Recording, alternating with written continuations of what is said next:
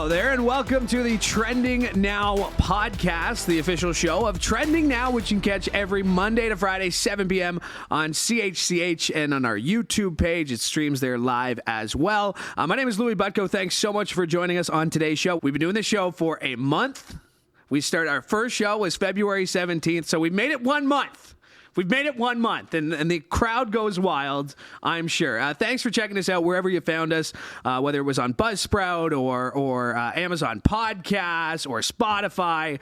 We appreciate it, and if you like it, then maybe tell a friend. Because that's what we do here. We recap the week that was, and this was a busy week. Lots to get to. But first, I got to tell you that the Trending Now podcast is brought to you by the Sunday Blockbuster.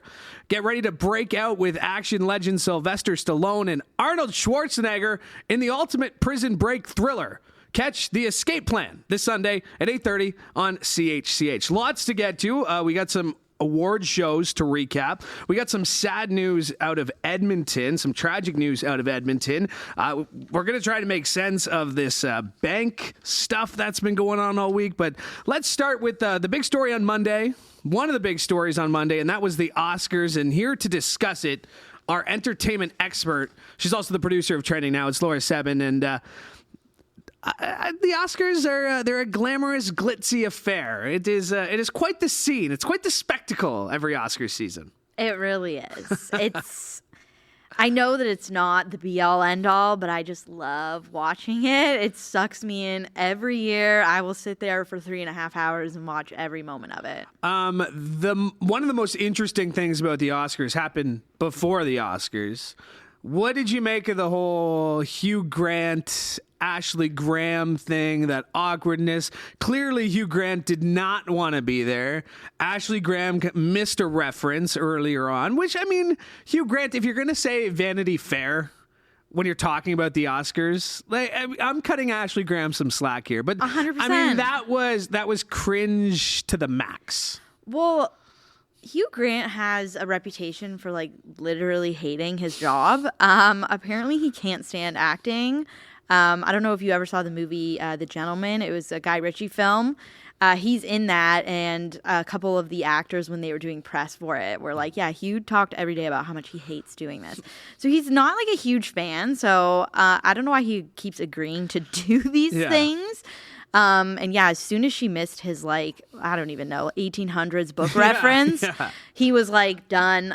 I'm annoyed with you. And he did not make any effort to hide it. And it was just really awkward. And it's unfair to Ashley Graham. I mean, like, I've been in that spot with athletes. Obviously, I have a sports reporting background, but I mean, even in news, you'll have a subject who you think wants to talk to you and then gives you nothing. And that's such a tough spot for the reporter to be in there. And it's like, well, she's asking dumb questions. Like, no, she's not. She's doing her job. And you can also tell your publicist and your handler on the carpet, I don't want to do any interviews on my way down the carpet. Yeah. So if you agreed to do the interview, the least you could do is be nice for 30 seconds. That was awkward AF. Can I say that? It's my show. I can say it. Okay.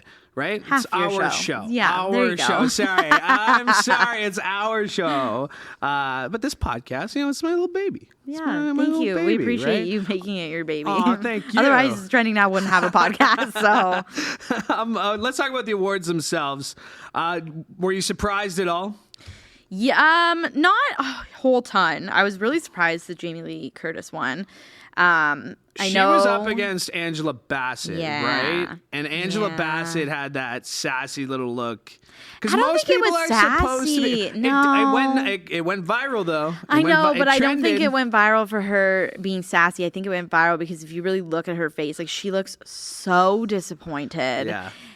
She had won a SAG, right? She had won an No, award, she didn't win the SAG. Globe? That's when, like, the stuff turned. She had kind of won everything, like Critics' Choice, like, I think one of the DGA awards or something like that, and the Golden Globe. Yeah, and she was projected to be the winner, and Jamie Lee Curtis actually winning at the SAG Awards came as, like, a huge surprise to everybody. Yeah. So for her to win at the Oscars was an even bigger surprise, and I think it's not to say, like, Jamie Lee Curtis, I don't want to say she didn't deserve it, but, like, I watched Everything Everywhere All at Once, and out of the two people from that movie who were nominated, I would have picked Stephanie Hsu over her. Okay. If you were going to choose someone from Everything Everywhere All at Once. And like, I know a lot of people online were being like, well, she's had such a long career. And it's like, she's had a long career, but she hasn't had an Oscar-winning career. Yeah. Like, you don't win Oscars for being in Halloween. Yeah. Great, excellent cult films, but she's never delivered, in my opinion, an Oscar-winning performance. You're going to sit here and tell me that Freaky Friday was not an Oscar award-winning performance? Maybe for Lindsay Lohan. I'm just kidding. I actually couldn't, but I would have thought, like, for her longevity, she would have won something. She received a star on the Hollywood Walk of Fame back in 1998. Like, she's been around forever. She's been nominated for, she's won 2 Golden Globes. I guess one of them for this one. Oh, no, actually, Angela Bassett won. So, yeah. I don't know. She's just never, like, there's so many people who have had, like, long, impressive, and $1 million careers, but it doesn't necessarily mean what they're doing is award winning. So, I mean, to that point, I mean, Michelle Yeoh has been one of those people who's had a tremendous career. I watched like a CBS Sunday Morning Profile on her. She's super interesting. She still does all her own stunts. Like, she's been around forever. That was a really nice moment to see her recognized with the industry's highest honor. Exactly. It was a great moment. She really did deserve it. And unfortunately, though, when wins like that happen, it just casts a shadow on the Oscars because she became the second person, who's of non-white origin to win that award, which just it sucks because you want to celebrate it, but at the same time you have to be like, it's 2023. Why is this only the second time that's happened? 20 years. Halle Berry the last to win it back in 2003. And then and her speech was, again, with that same vein of just the emotion of, speaking of emotion, Canadian. Brendan Fraser. So I have to admit, like, Bedazzled was like in late 90s movies. Okay. Blast from the Past. This was like him at his peak, like post George of the Jungle. Like, those were like VHSs that I watched a lot. Okay. The Bedazzled one, it's because it had like Elizabeth Hurley in it. Fair. And I was probably like 10, 12 when it came out, and it was Elizabeth Hurley. But like, he's had an incredible career, and this goes back to, I don't know what film festival this debuted at, but he got like a 7-minute standing ovation. Was super emotional. This is either TIFF or the Cannes Film Fest, one of the two. It might have been both, even, right? But like, this is a guy you just have to. When he was making his speech, every speech he's given, with every award he's won, he's just one of those guys you have to root for.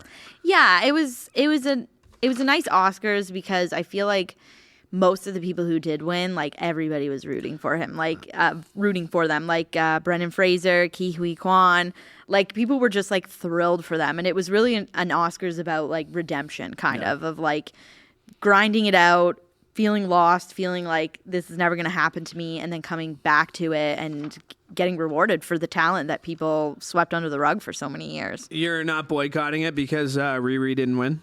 Well, okay.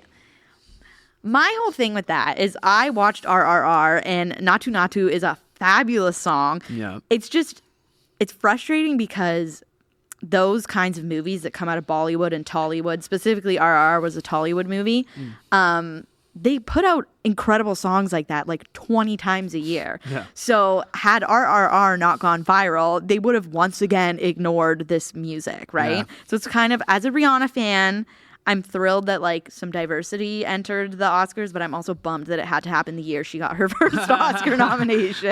Gaga, she performed Makeupless. Bizarre. Right? But she's always been bizarre, so we love it. She's one of those girls. And then she helped that photographer. I have to say, not the makeupless part was bizarre, just the whole like up close. Down version. I mean, the thing about that song is that it's a power ballad. It's a power ballad. What are you doing? Seb's big St. Patrick's Day plans? No, I'm not in university anymore, so... okay, all right. It's a thing. Okay, well, thanks for doing this. Appreciate it.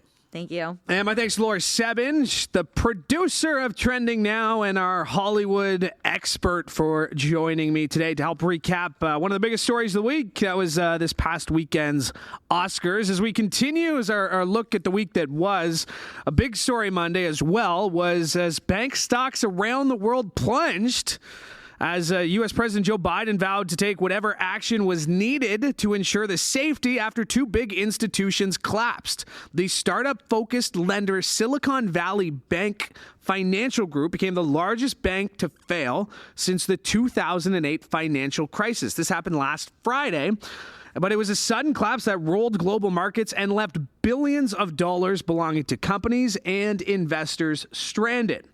Joe Biden released a step-by-step on what will happen next since SVB's collapse, though Signature Bank in New York also failed over the weekend, which was the third largest failure in U.S. banking history. They had since reopened, and the governor of New York, Kathy Hochul, reassured those with deposits that, you'll get your money. She sent out a message to all depositors that their money, even if it's more than the $250,000 limit insured by law, would be protected. Now, why did this all happen? Well, it was likely a domino effect from the SVB failure as people panicked. These are these smaller regional banks. People panicked thinking that they were going to collapse. And when you rush to take all your money out, the bank goes under. Yeah, that's what happens at banks. Biden continued. He said that everyone who had deposits at those banks were able to access their money, including small businesses that needed to pay loans. But I mean, this is something that it's scary to think of. A lot of people have a lot of money in these banks, and we'll get to more on this in just a second, because later on in the week. Actually, let's get to it now, because later on in the week, shares in the globally connected Swiss bank Credit Suisse plunged and dragged down other major European lenders. The steep drop unfolded as fears about deeper problems in the world banking system spread in the wake of those failures. At one point, Credit Suisse shares lost more than a quarter of their value, hitting a record low after the bank's biggest shareholders told news outlets that it would not inject more money into the bank. Now, all these recent failures, Silicon Valley Bank, Signature Bank, which catered mostly to the tech industry, it's got people concerned. But today, Joe Biden is calling on Congress to enact tougher penalties on bank executives who mismanage their banks. I doubt we'll see that coming. If it didn't happen after the 2008 financial crisis, I'm not sure. But Biden writes, he says, no one is above the law, and strengthening accountability is an important deterrent to prevent mismanagement in the future. So we'll keep our eye on that story as it continues. Also happening this week, Avril Lavigne was trending. It is not 2003, but Avril Lavigne was trending after she was interrupted by a topless woman who leapt on stage at the Junos. I'm introducing an artist who's blown up on the global music scene with a new wave of R&B, hip-hop, and pop records fused with his Punjabi roots. Get the out! Now, nobody try anything this time, or the Canadians gonna come out at me and I'll. She had pasties with paint on her that read, "Land Back and Save the Greenbelt," which is, pretty interesting. Save the Greenbelt was trending since this award show happened in Alberta. She was blindsided by the crasher, and credit to CBC's cameras as well for being able to creatively find a way to block showing this woman for the most part. But it was a pretty big show. It was a pretty big show at the Junos this past week. You had The Weeknd's smash hit Dawn FM earn him Album of the Year, which added to the 4 wins he scored at an earlier industry event last weekend, including Artist of the Year and Single of the Year. But he wasn't there to accept it. And what did the Alberta crowd do? Well, they booed him. He did make a written statement, after the show. He said, "I am honored to be recognized like this from my home country that I love so much. I'm so humbled by all this and could never thank fans enough." And you know what? I'm actually going to cut The Weeknd some slack, because I also wouldn't want to go to Alberta in March. but that's just me. Other winners include Jesse Reyes, who picked up a contemporary R&B recording of the year for Yessie. Toby won a rap album EP of the year for Shall I Continue. And special honorees Nickelback were inducted into the Canadian Music Hall of Fame in a pre-recorded message by Canada's greatest export, Ryan Reynolds. There are millions of reasons to be a proud Canadian, and tonight, the Junos in Canada are coming together to celebrate one of them. Homegrown talent from right here in Alberta, Joni Mitchell. What? Nickelback. Oh, love Nickelback. Wasn't Joni Mitchell in Nickelback? All 5 band members took the stage after Edmonton Oilers captain Connor McDavid introduced them and returned to close out the broadcast with a medley of their biggest hits. After the show, Juno organizers addressed what we are calling Boobgate, saying they, quote, take every step to avoid interruptions, but that live broadcasts always include risks. Another story that's caught in some people's attention this week, and it was basically 2 stories. It's you had ChatGPT release their newest update, and then not to be undone, Google announced that they'll soon offer ways to generate text and images using machine learning in its workspace products as they try to catch up in the new artificial intelligence race. Google has announced a suite of upcoming generative AI features for its various workspace apps, including Google Docs, Gmail, Sheets, and Slides. And the features will include new ways to generate, summarize, and brainstorm text with artificial intelligence, and the option to generate full emails in Gmail based on users' brief bullet points, and the ability to produce AI imagery, audio, and video to illustrate presentations in slides. I will admit, AI terrifies me. Luckily, Kelly was joined by Meredith Broussard. She is a data journalist and professor this week. And Kelly asked the question that was on everybody's mind: AI, good or bad? Here's what Meredith Broussard had to say. We are definitely in an explosive age for artificial intelligence. I think as opposed to thinking about whether it's good or bad, we should definitely think about what's real and what's not real about artificial intelligence. There's a lot of hype, and you really need to be critical about believing in the kind of imaginary pie in the sky hype about, oh, this is going to change the world. We need to be a little more realistic. This is going to change a couple things, and it's not like the discovery of fire. So what sort of fine-tuning would you say needs to be done if we're really going to rely on this technology? I think that we are not going to rely on this technology for everything. Just because we have large language models like ChatGPT, GPT-4, it does not mean that we are ushering in a new era. This is really sophisticated autocomplete.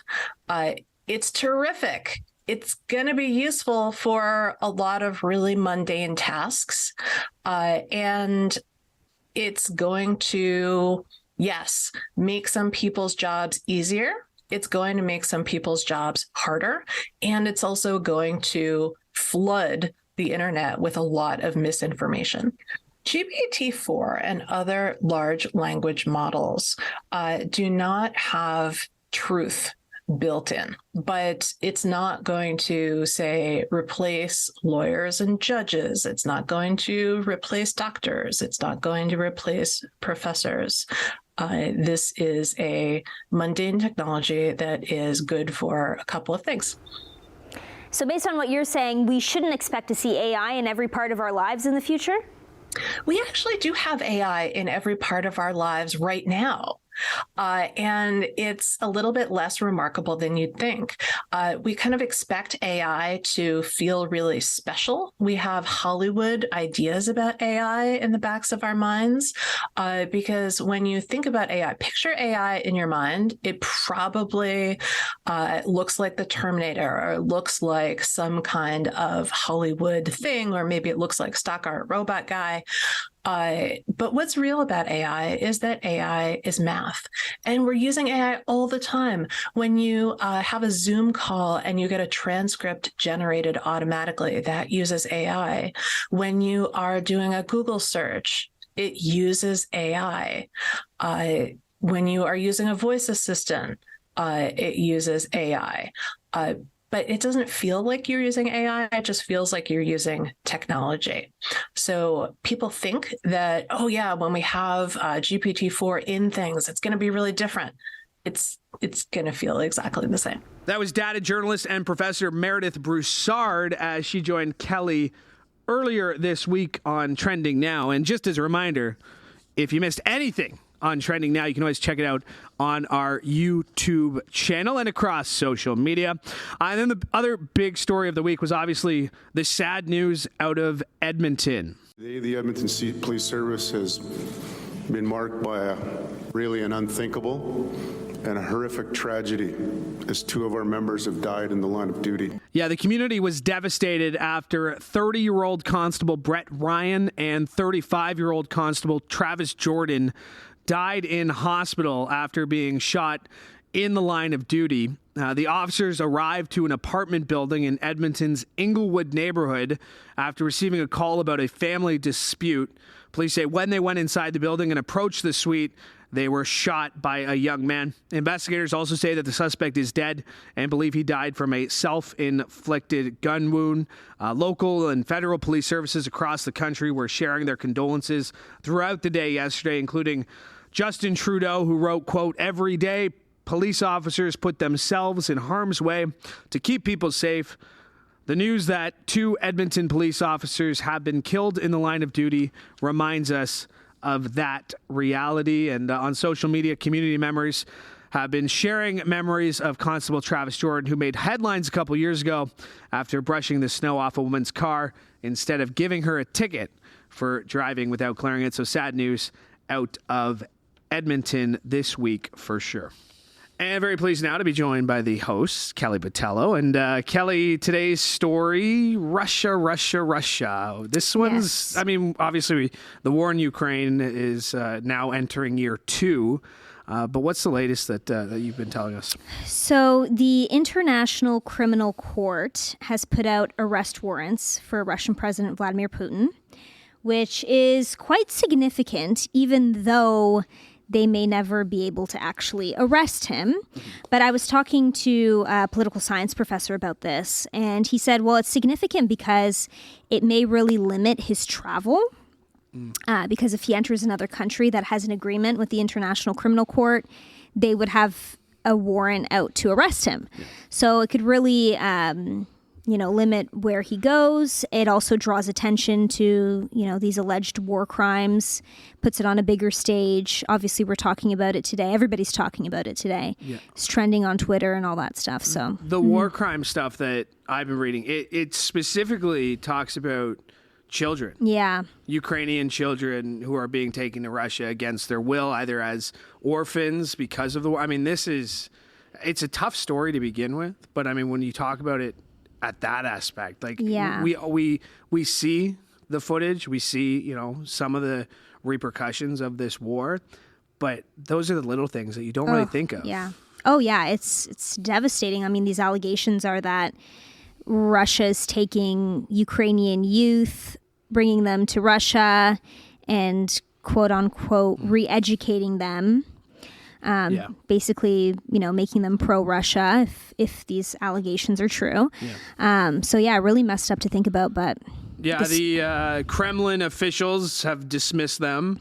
Dmitry Peskov says any of the court's decisions were null and void. Yeah. And that former Russian President Dmitry Medvedev compared the warrant to toilet paper.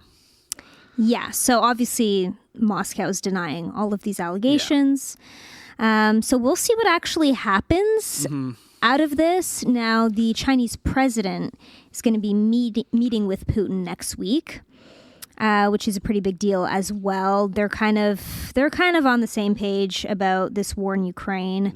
So it'll be interesting to see what actually comes out of it. You know, the Chinese president might kind of appeal more to the West, and you know, he has this peace agreement that he wants to put out and all that kind of stuff. So it'll be interesting to see how this plays out and how the world reacts, because you know, everybody's going to be watching this. Yeah, and I mean, China just recently made another peace deal in Iran, so I mean, they're trying to play these sides. The one thing, I mean, we've talked about the presidential race. So we talked about when Nikki Haley jumped into it. We saw this week, Ron DeSantis, who is supposed to be one of the main competitors for Trump in the GOP race, called it a territorial dispute and said that, we shouldn't be part of it. Do you feel like there is this side that as this war goes on, you think that, people are going to grow tired of it almost? That's a hard question. Yeah. I don't think so. Yeah. I don't think... I mean, I would assume that NATO members would stick to their position and say, no, this is wrong, and we need to defend Ukraine and send, military equipment and all that sort of thing. Yeah. But you never know, I guess. Nobody knows how long this war is going to go on and how it's going to shift and turn and change. And yeah. We heard your conversation earlier in the show about with Meredith Broussard, the data journalist and professor. How worried are you about AI? AI? Oh, man. Because we had two big stories. We had ChatGPT update, ChatGPT 4 now. We have Google getting involved, or Alphabet, whatever their company is. It's scary. I'm scared. Are you kidding? Yeah, right? It freaks me out. I barely know how to use a remote control, so all of this stuff needs to stop because it's freaking me out. Yeah. I mean, you hear people. You can. I mean, being a student these days, you can just go to ChatGPT and say, "Hey, write an essay on this and this and this," and make it a level 3 or a level 4. And I don't know where this is going to take us, AI, and it's scary to think how this is going to up the ante for so many aspects of our life. It's crazy to think about. Yeah, and I'd read that the prior to this update for ChatGPT, there was a 10% chance that it would pass the bar. Now that it has this update, it's a 90% chance that they could pass a bar exam. Wow. And now you have teachers doing that extra step. I guess there's a ChatGPT detector, but now you have teachers. I don't know about that. You don't think so? I'm sure there is, but how can you detect all these? I mean, it's so realistic. And we did it on the show too a few weeks ago. We told, to demonstrate the power of ChatGPT, we told ChatGPT to write a news story about artificial intelligence. Yeah. And it did it really well. I don't really want to tell people that, but it did it really well. And obviously we told our viewers, hey, this is what we did and this is the story it came up with. So we were obviously transparent about that. Yeah. But it's crazy to think that, it wrote us a news story like a journalist would write a news story, and it was really good. Yeah. I'm terrified. I'm terrified of anything new. I barely know, like you said, I barely know how to work my phone. People always ask you can do this. I'm like, I have no idea. Yeah. Big St. Patrick's Day plans? Not really, no. Yeah. I think we've aged out of it. I would just say, it's almost like it's almost a realization that I don't my friend is like, hey, we can let's grab a beer tonight. It's like when I got here to work, it was 10 a.m. this morning. Yeah. And I'm like, me 5 years ago, I'd probably be on my second beer by now. Oh, yeah. That's the thing. It was I feel like St. Patrick's Day was a huge thing in college and university. And for whatever reason, we never skipped a St. Patrick's Day, and we always went out and had fun. Especially at Western. Especially at Western. Appreciate this as always, Kelly. Have a great weekend, and we'll see you Monday. Thank you. My thanks to Kelly Botelho for joining me, and my thanks to my next guest, Manesa Dhanabalan. Manesa, happy St. Patrick's Day. You are clearly dressed for the part. I know. I'm wearing green because, it's St. Patrick's Day. Let's get in the spirit. I haven't gone out for St. Patrick's Day. Like, Ever? I think I did once accidentally. Accidentally? Because I went out. We weren't planning on going out, and then I Yeah. just like happened to go to a club that day, but like that Clubbing. was it. And See, I was telling this to Kelly that like 10 years ago, 5 years ago, at this point, I would have been like, oh, what time is it? Like, I had friends who went to like Guelph and Western and like the whole tour. So every year I'd pick a different one to go visit. So I have very fond memories.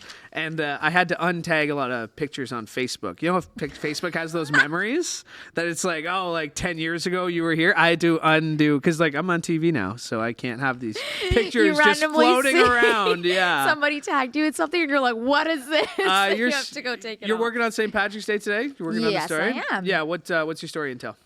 My story is just the history into St. Patrick's Day. When Yeah. did it start? Goes back, to I think the 5th century when St. Patrick died, and that's what they celebrate as St. Patrick's Day. Mm-hmm. You know what's funny though? It actually wasn't really an alcohol thing back then. I would think. Yeah, Okay. like they did not. Like Yeah. that is something that happened like recently. Yeah. So Does it have anything to do with snakes? yes, I did hear that. Okay, yes. yeah. So I literally just did an interview with a Yeah. historian. Yeah, I think. you said it and right. he was basically saying how like St. Patrick, something to do with the snakes. Yeah. I still haven't like cut the clip yet, so I haven't All right, gotten we'll, it. we'll watch your pack from today's show, which we can do on the Trending Now YouTube page. Another story that you really enjoyed this week, it was really the fan favorite from everybody, whether it was Morning Live, CHCH Evening News, or Trending Now. Pie Day. You didn't even let me say it. I wanted to say it. I was waiting for you to like breathe. So I could just cut it. Why'd you love Pie Day so much? Well, it was actually so much fun putting that story together because, pi, 3.14. That's like actually the one thing in school when I learned, it was actually super easy to grasp. What, 3.14? Yeah, it wasn't. Yeah, but you have to know the other billion numbers that follow 3.14. Who cares about those? Like after like the 6 digits, like we don't care. What is pi? Which like pi as are a you math talking? as a mathematical equation. Oh, pi is the radio. Sorry, the The radius. back. The Let's go radius. No, we're going through. We're fighting through. The radius. something to do with the circle and the diameter. Just Oh, the radio. I love it. You know what? Sometimes radios are circle. Did you bring in a pie? I did bring a pie. I brought apple pie, and Yeah. unfortunately, because there were 2 other apple pies, my apple pie is still sitting in the fridge, Oh, like completely no. whole. And I've been trying to ask people at the newsroom to take it home, but nobody has enough people at home to eat a pie, Yeah, right? It's yeah. a full pie. It's a lot, right? So Yeah. they're like, oh, maybe somebody else wants to take it. Everybody wants to share. The thing that came out of Pie Day for me, my mom got a shout out on the CHCH Evening News because she made a pecan pie for me. I loved it. Did you have some? Yes, I did. Okay, first of all, pecan or pecan? I thought it's pecan. Pecan? Yeah. Or pecan. I don't know anymore. So the one thing that's come out of Pie Day, my mom got a shout out. Phil Perkins did a great job. First of all, we said you, goodbye. Louise, Mom. We said goodbye to Phil this week, but she got a shout out. But my mom's name's Louise. Thank you, Louise. So all week this week, the amount of times I've been asked, "Are you named after your mom?" has been a lot. If I had $1, I probably wouldn't need to work here anymore. For every time somebody's asked me, "Are you named after your mom?" And I will clear the record right now. I am not named after my mom. My first name is my dad's name, and my middle name is my mom's dad's name. So it just so happened that my mom's name is Louise. That just clearing the air, okay? yes, I get it. All I right. totally get it. Sure. You're still thinking I'm named after my mom. That's fine, Manesa. No, when you said that, when you said your mom's business's name, like her. Yeah, Louise's Kitchen. Louise's Kitchen. I was like, oh, so I guess she named it under the family name. And I was like, wait, but that doesn't make any sense. I was just like going through this in my head, and this was literally yesterday. Yeah. And I was like walking away, and you were leaving, so I wasn't even gonna ask you, but I was like working it through my See? head, and I was like, wait, I don't know what's going on. All right. Big plans for St. Patrick's Day? Well, I do plan on going out with my friend tonight. Okay. this is going to be actually my first St. Patty's I Day. noticed you were rocking a little green tie. Did you like my little green tie? What's it? It's like beaded, right? It's a beaded. Yeah, yes, it's my beaded green tie. It's very stylish. Manesa, I know you're very busy today, so thank you for making some time. Thank you for making some time to come on the show. We appreciate it as always. Thank you for having me. My thanks to Manesa Dhanabalan for joining me. My thanks to Kelly Botelho. My thanks to Laura Sebben as well. Make sure to like and subscribe wherever you found this show. This has been Trending Now, the podcast. We're back next week. We'll talk to you then on CHCH.